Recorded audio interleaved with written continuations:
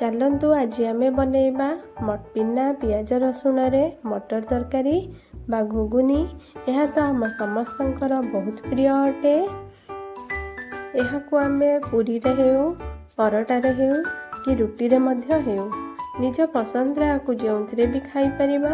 नमस्कार, राजेश्वरी ओडिया किचन को आपण को अनेक अनेक स्वागत। देखंतु मुझे मटर को 4 ରୁ 5 घंटा भिजेकी रखी। आलू मध्य काटी नहीं। मटर एवं आलू को भल भाव मुझे धोई नहीं।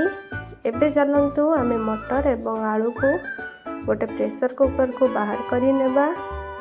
मटर एवं आलूर ऊपर को जमी पानी रहूब से मुझे किसी गोटा मसला पकई नहीं। से मु अल्प लुण मध्य पकई नेउची एवं किसी हल्दी गुंड को पकई नेउची। एबे आमे ताकू कवर करी नेबा।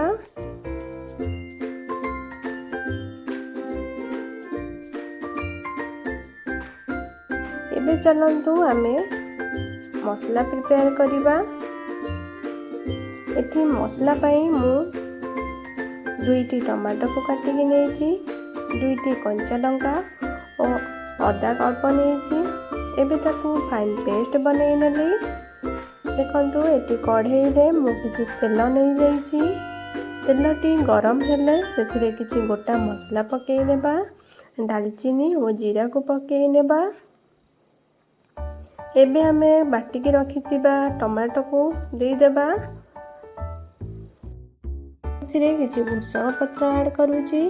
भुसंग पत्र तरकारी रे बहुत स्वाद आनी थाए। देखंतु मुझे किसी लंका गुंड, जीरा गुंड एवं धनिया गुंड अल्प टिके हल्दी गुंड मसलार स्वाद अनुसार लुण को पकई नहीं। एबे हमें ताको भल भाबे गोळेई नेबा। देखंतु मुझे मसला को भल भाबे गोळेई नहीं। एबे ताको आमे कवर करी नेबा 5 मिनिट पाई।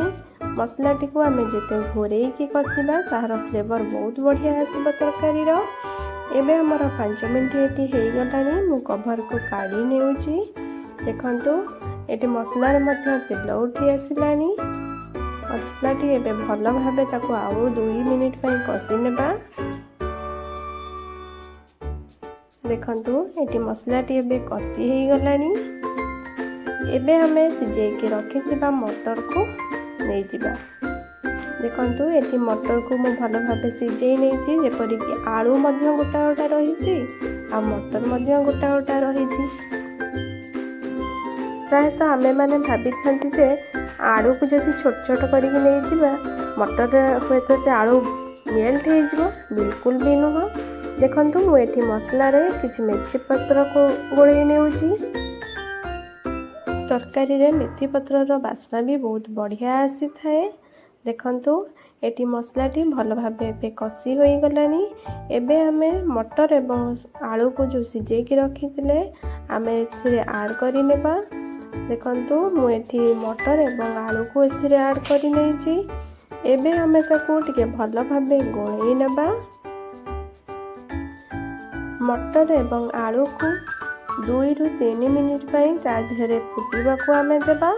जेपरिक मसलार फ्लेवरटा मटर एवं आलू रे मध्य ऐड होबो। देखंतु एठी मु 2 ରୁ 3 मिनिट पाई भल भाबे फुटेई नेछि ता धीरे।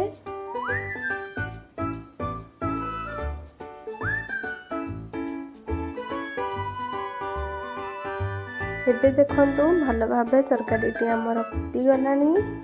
एथिरे मु किछि काटिकी रखिथिबा धनिया पत्र को ऐड करि नेउची। एबे हमे गैस रो फ्लेम को ऑफ करि नेबा। एठी मु किछि जीरा एवं लंका को भाजी कि नेइथिली। एबे ताको मु गुंड करि नेइची। ताको मध्य आधर ऐड करि नेबा।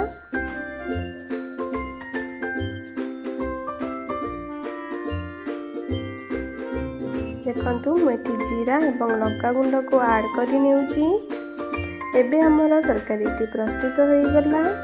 आपण माने मध्य एई उपाय रे निश्चित तैयारी करिवे एवं कमेंट माध्यम रे निश्चित जणाइबे।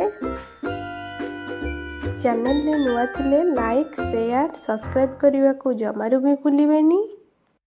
आउ हाँ ऑल नोटिफिकेशन टी को प्रेस करिनेबे जाफल कि मोर सब वीडियोर नोटिफिकेशन आपण माने पाई परिबे। पुणी देखा आउ एक नुआ रेसिपी रे। रहिली। जय जगन्नाथ।